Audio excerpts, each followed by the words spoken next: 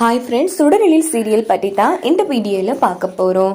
அதுக்கு முன்னாடி நம்ம சேனலை சப்ஸ்கிரைப் பண்ணாதவங்க கீழே இருக்கிற சப்ஸ்கிரைப் பண்ணி கிளிக் பண்ணிவிட்டு பக்கத்தில் இருக்கிற பெல் பட்டனையும் கிளிக் பண்ணிடுங்க. சரி வாங்க வீடியோக்குள்ளே போகலாம்.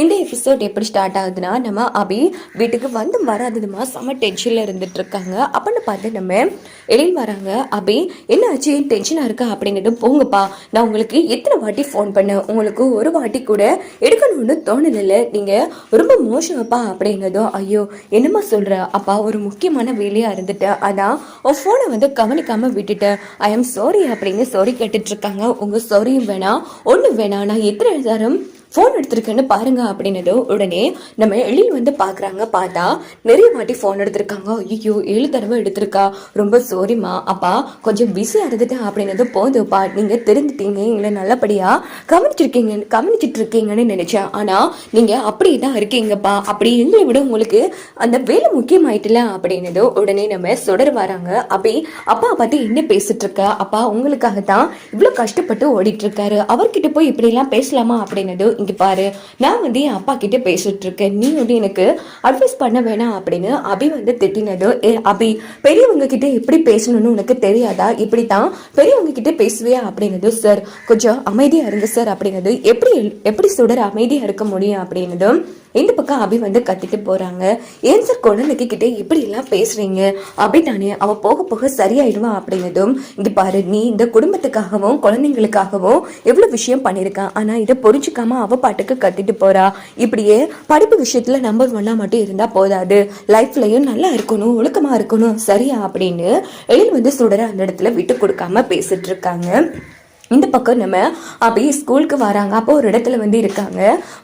நம்ம அபி கூட வளமையா பசங்க வந்து வம்பிழுக்கிற போல அந்த பசங்க தான் வந்து வம்பிழுக்கிறாங்க. உடனே அபியை வந்து அடிச்சுட்டு, நீ பெரிய கொம்பா, பெருசா உனக்கு மேல இருக்கிறவங்க உனக்கு ஆதரவா இருப்பாங்கன்னு சொன்னேன், இப்ப மாட்டிக்கிட்ட பாத்தியா அப்படின்னு அடிச்சதும் அபி வந்து ரொம்ப ஃபீல் பண்ணி அழுதுகிட்டே மாடிக்க போறாங்க. இத சுடர் வந்து கவனிச்சுட்டு, அபி என்ன ஆச்சு, ஏன் ஒரு மாறி இருக்கா அப்படின்னதோ, நீ ஒன்னும் கேட்க வேணாம், அதெல்லாம் ஒண்ணு இல்லை, நீ கிளம்பு அப்படின்னதோ, இல்ல அபி ஏதோ இன்னைக்கு ஒரு தப்பு நடந்து, இங்க பாரு ஒழுங்கு மரியாதையா என்ன ஆச்சு ஏதாச்சுன்னு இப்ப சொல்லல, அவ்வளவுதான் சொல்லு அபி அப்படின்னதோ உடனே நடந்த எல்லா விஷயத்தையுமே அபி சுடர் கிட்ட சொல்றாங்க.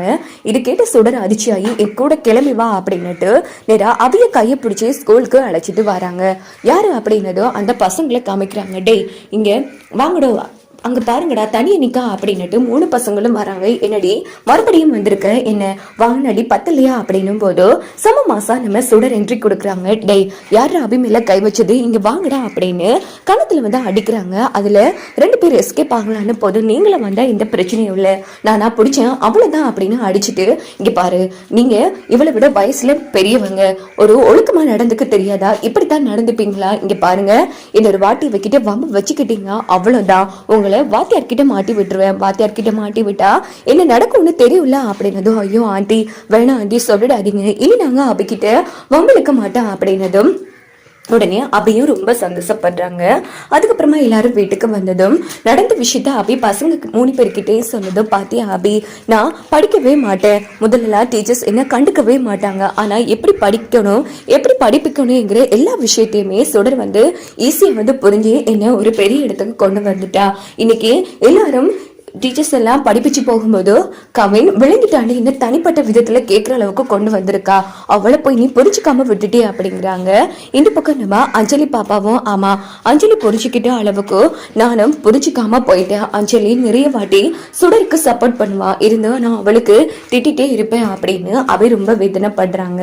அதுக்கப்புறமா எல்லாரும் சுடரமா அப்படின்னுட்டு வராங்க. சுடர் என்ன மன்னிச்சிட்டு சுடர், இங்கால அஞ்சலி கவின் புரிஞ்சுக்கிட்ட அளவுக்கு நான் உன்னை புரிஞ்சுக்காம விட்டுட்டேன், அவங்கள்ட்ட கூட சொல்லுவேன் நீங்க சுடர் கூட பேசாதீங்க அப்படின்னு, இருந்தாலும் சின்ன பொண்ணு அஞ்சலி புரிஞ்ச அளவுக்கு நான் உன்னை புரிஞ்சுக்காம போயிட்டேன், என்ன மன்னிச்சிடு அப்படின்னது. இங்க பாரு அபி எனக்கு நம்பிக்கை இருந்துச்சு, கண்டிப்பா என்னோட பாசம் வெல்லும்னு, இங்க பாரு இப்போ என்ன நீங்க கேட்டேக்கரா ஏத்துக்காம இருந்தீங்க, காலப்போக்கில் என்ன ஏத்துக்கிட்டீங்கல்ல, அதே மாதிரி தான் கண்டிப்பா நீங்க என்ன அம்மாவா ஏத்துப்பீங்கன்னு ஒரு நம்பிக்கை இருந்துச்சு அப்படின்னதும், என்ன மன்னிச்சிருமா அப்படின்னு நம்ம அபி வந்து சொல்றாங்க. உடனே 4 பசங்களும் நம்ம சுடரை வந்து கட்டி பிடிக்கிறாங்க.